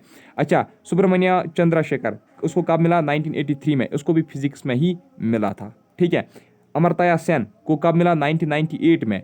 किसके ऊपर? The Sveriges Riksbank prize in economic sciences, किस पे के ऊपर? इकोनॉमिक्स, आप याद रखना, इकोनॉमिक साइंस यानी कि इकोनॉमिक्स में उसको मिला था, ठीक है। वेंकटरमन रमाकृष्णन जी को 2009 में मिला केमिस्ट्री में, ठीक है। कैलाश सत्यार्थी को कब मिला? 2014 में, पीस के लिए उसको मिला जॉइंटली, इसको इन दोनों को जॉइंटली मिला था। मलाला यूसुफजई जो है ना पाकिस्तान की, और जो कैलाश सत्यार्थी है, इन दोनों को जॉइंटली ये नोबेल प्राइज दिया गया था। अभिजीत बनर्जी को 2019 में दिया गया, उसको भी इकोनॉमिक साइंस में ही दिया गया, ठीक है। नोबेल प्राइज ये एक इंटरनेशनल अवार्ड होता है, ठीक है, जो नोबेल फाउंडेशन, ठीक है, that is administered by Nobel foundation. Nobel foundation इसके लिए एक मतलब कमिटी है जो इसको प्रोवाइड करती हैं। वो कहाँ पे? स्टॉकहोल्म में ये दिया जाता है, यानी कि जो स्वीडन में है, ठीक है। और ये it is based on Fortune of Alfred Nobel. ये किसके नाम पे दिए जाते हैं? अल्फ्रेड नोबेल के नाम पे दिए जाते हैं, ठीक है। Nobel prize is a prestigious prize awarded, ये 6 फील्ड्स में दिया जाता है, फिजिक्स, केमिस्ट्री, फिजियोलॉजी, ठीक है, फिजिक्स, केमिस्ट्री, फिजियोलॉजी, यहाँ जिसको मेडिसिन बोलते हैं, लिटरेचर, पीस और इकोनॉमिक साइंस में। देख लीजिए, पहले इकोनॉमिक साइंस में नहीं दिया जाता था, पहले 5 ही फील्ड्स में दिया जाता था, 1 2 3 4 5, ठीक है, पहले इन्हीं 5 फील्ड्स में दिया जाता था, फिर उसके बाद इसके साथ इकोनॉमिक्स भी ऐड किया गया। मैं बहुत थक गया मैराथन में। जो अच्छा, जो सर्वेजियस रिक्स बैंक प्राइज है ना, जो इकोनॉमिक्स में दिया जाता है, ये भी अल्फ्रेड नोबेल के नाम पे ही दिया गया। लेकिन किसने ये स्टार्ट किया? सर्वेजियस रिक्स बैंक जो है ना, सर्वेजियस सेवेरिजस रिक्सबैंक ने ये इकोनॉमिक साइंस में अल्फ्रेड नोबेल के नाम पे ये प्राइज देना शुरू किया। फिर पहले इकोनॉमिक्स में मत दिया जाता था नोबेल प्राइज, फिर ये भी अल्फ्रेड नोबेल के नाम पे ही दिया गया। लेकिन किसने स्टार्ट किया? सेवेरिजस रिक्सबैंक प्राइज, ठीक है। कब इस्टेब्लिश किया गया? 1968, यानी कि 1968 से इकोनॉमिक्स में भी फिर देने लगे। And it was first award in 1969, फिर सबसे पहले 1969 में इकोनॉमिक साइंस में क्या दिया गया? नोबेल प्राइज दिया गया। अब है list of autobiographies of famous personalities. एक बुक है जिसका नाम है एन ऑटोबायोग्राफी टुवर्ड्स फ्रीडम, ये लिखी है जवाहरलाल नेहरू ने। A shot at history Abhinav Bindra ने लिखी। Wings of fire APJ Abdul Kalam Azad ने लिखी। India wins freedom Abdul Kalam Azad. Race of my life Mika Singh ने लिखी। Test of my life Yuvraj Singh ने लिखी, ठीक है। प्लेइंग इट माई वे किसने लिखी है? सचिन तेंदुलकर साहब ने। Ace against orders Sania Mirza ने लिखी। Tunnel of time RK Laxman. My country my life Lal Krishna Advani ने लिखी। My times an autobiography JB Kripalani ने लिखी। One life is not enough Natwar Singh ने लिखी। Straight from heart Kapil Dev ने लिखी, ठीक है। The story of my experiments with truth Mahatma Gandhi ने। Wandering in many worlds VR Krishna Iyer ने लिखी। Autobiography of an unknown Indian Nirad C Chaudhuri ने लिखी। मैटर्स ऑफ डिस्क्रिशन किसने लिखी? इंदर कुमार गुजराल ने। Truth love and little malice Khushwant Singh ने लिखी। बिकमिंग किसने लिखी है? माइकल ओबामा ने। इंपॉर्टेंट है, बिकमिंग किसने लिखी है? माइकल ओबामा ने, ठीक है। नेक्स्ट है lessons life taught me unknowingly Anupam Kher साहब ने लिखी है, ठीक है। Dreams from my father Barack Obama. Daughter of destiny Benazir Bhutto ने लिखी। मार्गरेट थैचर द ऑटोबायोग्राफी किसने लिखी है? मार्गरेट थैचर ने ही लिखी है। A long walk to freedom Nelson Mandela. अल्लाह अकबर। माई लाइफ किसने लिखी है? बिल क्लिंटन ने। मीन कम्फ किसने लिखी है? एडॉल्फ हिटलर ने। Freedom in exile Dalai Lama ने लिखी। आई एम मलाला मलाला यूसुफजई ने लिखी है। इंपॉर्टेंट है मेरे दोस्तों। अनब्रेकेबल किसने लिखी है? मैरी कॉम ने लिखी है। प्लेइंग टू विन किसने लिखी है? सानिया नेहवाल ने लिखी है। अनडिस्प्यूटेड ट्रुथ किसने लिखी है? माइक टाइसन ने लिखी है। गोल्डन गर्ल किसने लिखी है? PT उषा ने लिखी है। ये सबके सब इंपॉर्टेंट है, ठीक है। सनी डेज एन ऑटोबायोग्राफी बहुत इंपॉर्टेंट सुनील गावस्कर ने लिखी है। माइंड मास्टर विश्वनाथन आनंद ने लिखी है, ठीक है। मून वॉक किसने लिखी है? माइकल जैक्सन ने। The greatest my own story Muhammad Ali ने लिखी है। Faster than lightning my autobiography Usain Bolt ने लिखी है, इंपॉर्टेंट है, ठीक है। The man who made the elephant dance doctor Verghese Kurien ने लिखी, ठीक है। मजिया जलमच्ची चित्रा कथा किसने लिखी है? शबाश ये लिखी है शांताबाई कंबली ने। How I became a Hindu Sitaram Goyal ने लिखी है, ये इंपॉर्टेंट बुक है। इन सरिथराम, ठीक है। इन सरिथराम जो है ये किसने लिखी है? UV सविथरन अय्यर ने लिखी। ऑटोबायोग्राफी ऑफ योगी ये किसने लिखी है? परमहंसा योगंदा ने। अच्छा, अगर आपसे कोई पूछेगा अगर आपसे कोई पूछेगा 2000 के नोट पे किसका डिजाइन होता है, तो उस पे होता है मंगलयान का डिजाइन। 500 के नोट पे कौन सा डिजाइन होता है? रेडफोर्ड का डिजाइन, ठीक है। 200 के नोट पे संची स्तूपा। 100 के नोट पे रानी किवाव यानी कि क्वीन स्टेपवेल उसकी पिक्चर होती है। 50 रुपीज के नोट पे हम्पी विद चैरियट उसका पिक्चर होता है, ठीक है। 20 रुपीज के नोट पे एलोरा केव्स का पिक्चर होता है। 10 रुपीज के नोट पे कोणार्क और सन टेम्पल का पिक्चर होता है। तो आई थिंक अगर पॉसिबल हुआ तो मैं कंटिन्यू करूंगा। पहले मैं नमाज पढ़ के आता हूँ।